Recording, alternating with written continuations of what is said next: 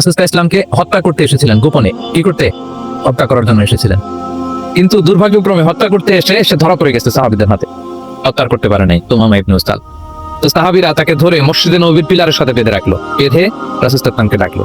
তারা বলল যে রাসূলুল্লাহ দেখেন, ইয়ামামা থেকে আসতে তুমামা ইবনে উসাল আপনাকে হত্যা করবার জন্য তাকে আমরা ধরে ফেলেছি, আমরা বেঁধে রেখেছি। রাসূল ইসলাম তার কাছে যে তার খোঁজ খবর নিলেন প্রথম দিন, এবং তার সামনে যথারীতি তাওহীদ এবং রিসালার দাওয়াত দিলেন। ফিরে আসলেন, ফিরে এসে সাহাবাদেরকে বললেন তোমাদের ঘরে ভালো রুটি আছে কার কাছে, রুটির কালেকশন, আটা পিষে রুটি বানাতে পারবে। একজন বললো আমি, বললো যে এটা তুমামাকে দিয়ে আস, তো দিয়ে আসলো। আরেকজন বললো ভালো তাজা খেজুর আছে কার কাছে, এক সাহাবী বললেন আমার কাছে। রাসূল ইসলাম বললেন যাও, এটা তুমামাকে দিয়ে আসলেন। এরপরের দিন রাসূল ইসলাম যে আবার ইসলামের সৌন্দর্য, মাহাসিন আহকামি শারিয়া, ইসলামী শারিয়ার যে বিউটি অফ ইসলাম, এটা তুলে ধরলেন, ইসলামের যৌক্তিকতা তুলে ধরলেন। সে অবাক হতে লাগলো যে কিরে, যুদ্ধবন্দীদের সাথে মুহাম্মদ সাল্লাল্লাহু আলাইহি ওয়াসাল্লাম এবং তার অনুসারীরা এরকম আচরণ করে, এত সুন্দর আচরণ। তাকে আবার ইসলামের সুশীতল বাণীগুলোর প্রতি আহ্বান করে রাসূল ইসলাম বাড়িতে এসে এবার নিজের যে উট আছে, উটকে যে পালে, সে রাখালকে বললো তুমি উটের দুধ দহন করে তাকে কিছু দুধ দিয়ে আসতে।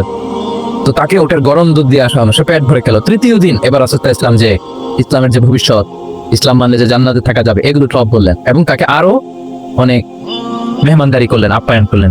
3 দিন যখন রাসূল ইসলামকে তার সামনে প্রেজেন্ট করলেন, আপ্যায়ন করলেন, ভালো আচরণ দেখানো, সে অবাক হয়ে গেল।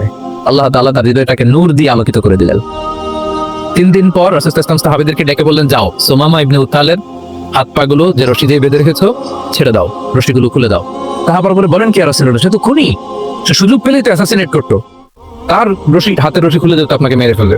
আল্লাহ রাসূল ইসলাম বললেন না, আমি যা জানি তোমরা সেটা জানো না, যেটা বলেছি তাই করো। মসজিদে নববীর বিলালের সাথে তাকে যে বেঁধে রেখেছো, রশি খুলে দাও, হাত পা খুলে দাও। আল্লাহর হাবিব সাল্লাল্লাহু আলাইহি ওয়াসাল্লামের নির্দেশ মোতাবেক সাহাবারা ওনার হাত খুলে দিলেন, পা খুলে দিলেন। তুমামা ইবনে উসাল কারোর সাথে কথা না বলে, তার বাড়ি তো ইয়ামামা, সেখানেও ফিরে গেলেন না, অন্য কোনো শহরেও গেলেন না। তিনি মদিনা থেকে অনতি দূরে একটা খেজুরের বাগান আছে, ওখানে কুয়া আছে, উনি যে ওই কুয়ার পানি দিয়ে গোসল করলেন। গোসল করে পবিত্র হয়ে মসজিদে নববীতে রাসূল সাল্লাল্লাহু আলাইহি ওয়াসাল্লামের কাছে ফিরে আসলেন, আর এসেই ঘোষণা দিলেন আশহাদু আল্লা ইলাহা ইল্লাল্লাহ ওয়া আশহাদু আন্না মুহাম্মাদার রাসূলুল্লাহ।